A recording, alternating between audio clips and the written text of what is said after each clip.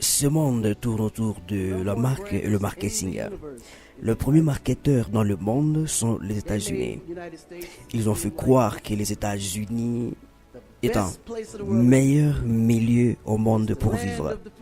C'est un pays de liberté, des hommes braves. Je vais pour vivre mes rêves. Nous devons savoir aussi comment raconter nos propres histoires. Les directeurs de films, de vidéastes, acteurs de la promotion et la presse, cela doit être votre job de redéfinir comment les gens pensent sur l'Afrique.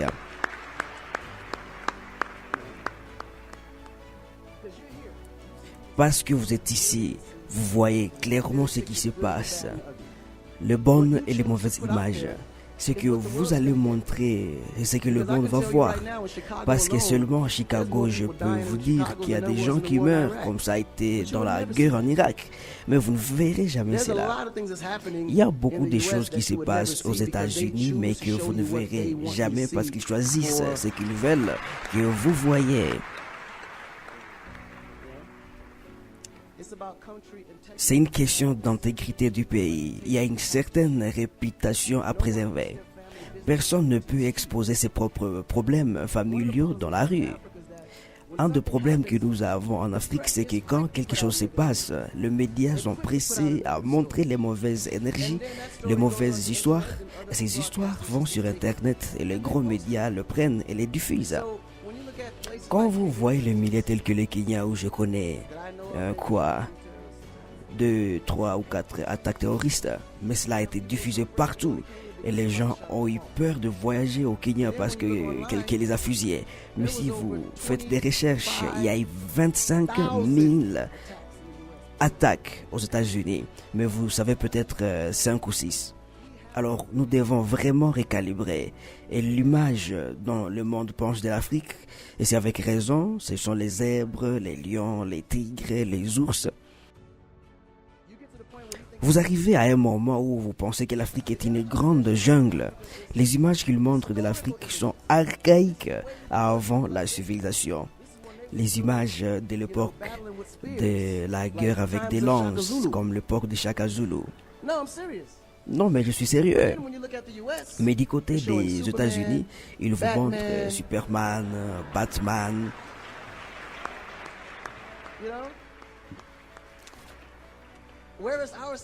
Où sont nos Superman? Shaka Zulu devait être un super-héros aujourd'hui. Vraiment. Alors nous devons raconter nos propres histoires. Même Jésus est blanc. Et vous y croyez, mais c'est ok. Comment recadrez-vous les choses? Si on vous apprend une chose depuis que vous êtes né, c'est que votre maman et votre papa vous a appris que c'est réel.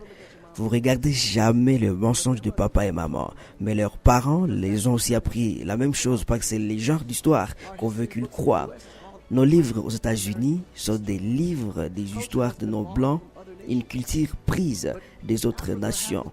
Mais l'Afrique doit aussi apprendre l'histoire de ses propres ancêtres, les grandes choses qu'ils ont accomplies. Et cela doit être le job des directeurs des films, des cinéastes, de raconter cette histoire. Comment voulons-nous être perçus? Comment voulons-nous raconter cela au reste du monde? Cette jeune génération, nous ne pouvons pas les savoir. Maintenant, si vous jetez un coup d'œil aux États-Unis, tous les rappeurs sont riches. Des chaînes d'or, de belles filles dans les piscines, une très belle maison.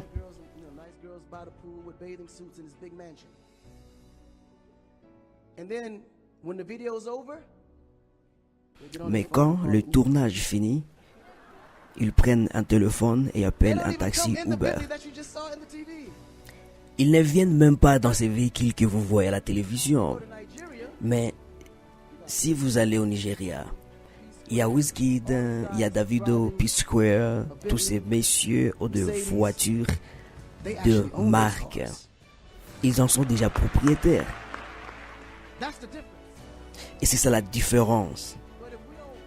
Mais si nous ne parlons pas cela à l'extérieur, ils ne sauront jamais. Ils vont penser que nous vivons avec des zèbres et des chevals. Parce que c'est ce qu'ils savent. C'est pourquoi les Américains ont peur de l'Afrique. Vous parlez de l'Afrique, cela amène directement beaucoup de peur.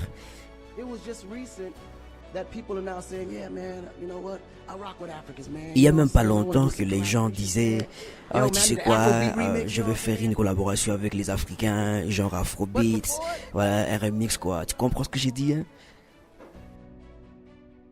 Mais avant, ils disaient ah non, je peux pas le mettre dans mon enregistrement, hein?